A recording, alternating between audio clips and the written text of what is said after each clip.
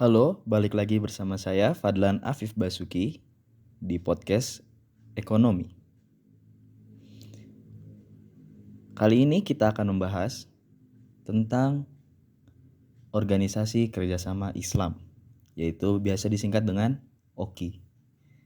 Apa sih OKI itu?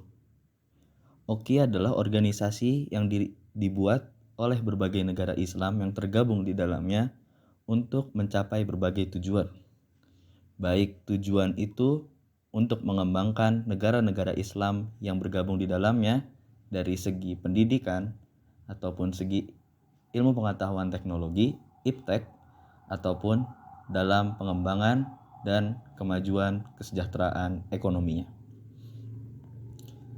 Membahas tentang perekonomian, tentunya banyak hal yang dihadapi dan berbagai masalah bisa terjadi. Antara negara satu dan negara lainnya pasti memiliki perbedaan masalah yang dihadapi. Hal itu pun dipengaruhi oleh berbagai hal, baik keadaan geografisnya, keadaan geopolitiknya, ataupun keadaan sumber daya alam yang ada di negara-negara itu sendiri. Ya, kali ini salah satu topik yang menarik saat kita membahas ekonomi, menurut saya adalah topik mengenai energi. Kenapa energi? Karena energi sendiri adalah satu hal yang tidak akan lepas dari perekonomian itu sendiri. Karena setiap kegiatan ekonomi, karena setiap produksi perlu yang namanya energi. Baik itu berbentuk energi minyak, berbahan bakar minyak, ataupun berbahan bakar gas, ataupun dari uap melalui batu bara, dan lain-lain. Dan masih banyak bentuk energi yang dibutuhkan dalam mendorong kegiatan perputaran ekonomi. Melihat keadaan saat ini, tentunya kita sangat familiar ya. Mungkin tidak ada yang tahu bagaimana berbagai negara mengalami kejadian yang namanya krisis energi.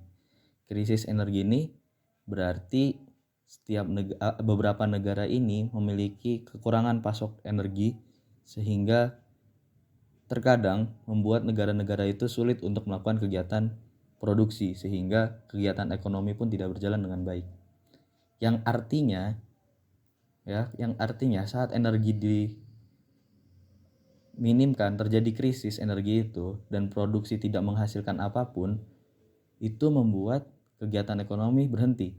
Dan apabila kegiatan ekonomi ini berhenti, tandanya ia menurunkan potensi yang seharusnya menghasilkan pendapatan nasional atau PDB pada negara tersebut menjadi berkurang. Yang artinya juga pada saat itu juga produksi barang berkurang, namun uang masih tetap ada dan mengalir, yang artinya juga bisa menyebabkan inflasi juga pada negara itu. Salah satu negara yang menurut saya bisa menjadi contoh atau studi kasus yang menarik dalam terjadinya kekurangan pasokan energi adalah Pakistan. Ya, Pakistan saat ini dilanda oleh krisis energi yang berkepanjangan dengan dampak yang sangat signifikan pada perekonomian. Krisis ini bisa ditandai dengan kekurangan pasokan energi yang terlihat dengan sering terjadinya pemadaman listrik dan juga harga bahan bakar yang meningkat atau naik atau harga energi yang naik. Ya, kekurangan pasokan energi. Hal ini bisa dilihat dari data yang diberikan oleh World Bank pada tahun 2020. Pakistan saja sudah memiliki defisit pada tahun 2020, defisit energi sebesar 20%. Dan yang berdasarkan datanya terus berkurang sampai saat ini. Yang bisa kita lihat, hal ini pun didorong karena adanya konflik yang terus berkelanjutan di Pakistan sana yang membuat banyak kegiatan ekonomi yang tertahan oleh konflik-konflik tersebut. Lalu energi-energi ini pun tersendat di sana. Selanjutnya ada pemadaman listrik yang terlalu sering. Hal ini bisa kita lihat sebagaimana kita tahu ya, pemadaman listrik ini bisa merugikan industri dan bisnis. Jelas tadi seperti yang saya jelaskan, misalkan mati listrik, pabrik tidak bisa berjalan, produksi berhenti, inflasi bisa naik, harga barang pasokan bisa mahal, dan lain-lain seterusnya. Ya, itu akan membuat efek domino yang berkelanjutan. Makanya saya mengambil topik energi ini karena sangat menarik menurut saya. Data dari World Bank menunjukkan bahwa pada tahun 2020 juga, saya mengambil data pada tahun 2020, pemadaman listrik menyebabkan kerugian ekonomi sebesar 2,5 miliar dolar Amerika. Yang artinya tadi potensi yang seharusnya menjadi pemasukan negara Pakistan itu sendiri menjadi sebuah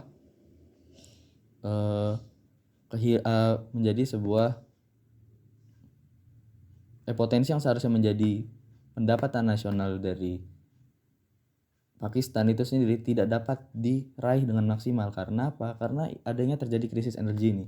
Mungkin saja bisa jadi Pakistan menjadi negara yang lebih baik apabila potensi-potensi ini dapat diraih dengan baik gitu. Ya, selanjutnya harga energi yang tinggi. Harga energi tinggi di Pakistan ini sendiri dapat kita lihat data dari Asian Development Bank menunjukkan bahwa harga listrik di Pakistan 2 kali lipat lebih tinggi dibandingkan dengan rata-rata negara di Asia Selatan. Artinya di Pakistan memiliki harga energi yang sangat tinggi, 2 kali lipat dari rata-rata.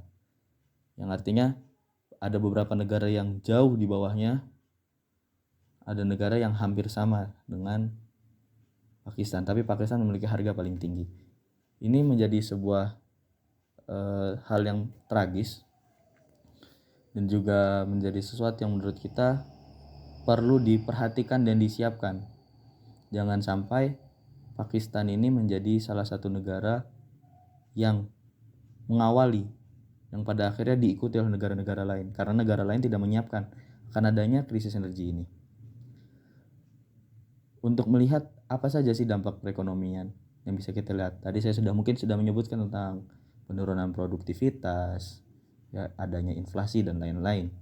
Oke, kita masuk, ada yang pertama menurunkan produktivitas, ya. Seperti saya bilang tadi, pemadaman listrik dan harga energi yang tinggi telah menyebabkan penurunan produktivitas industri dan bisnis, berhentinya produksi karena pemadaman listrik secara paksa oleh pemerintah, ataupun tingginya harga energi pun membuat biaya produksi makin tinggi sehingga produktivitas pun menurun.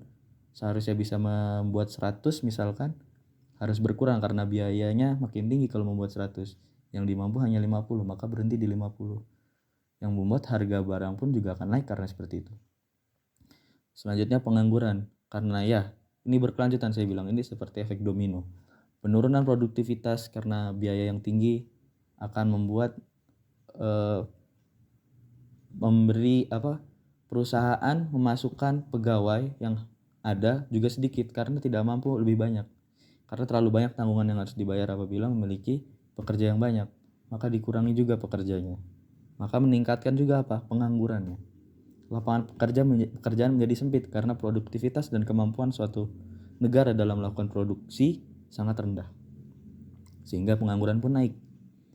Selanjutnya adalah inflasi. Karena barangnya sedikit, harga barangnya jadi naik karena uang terus diproduksi, tapi barang tidak diproduksi, tidak ada keseimbangan pasar di sana. Selanjutnya adalah kemiskinan.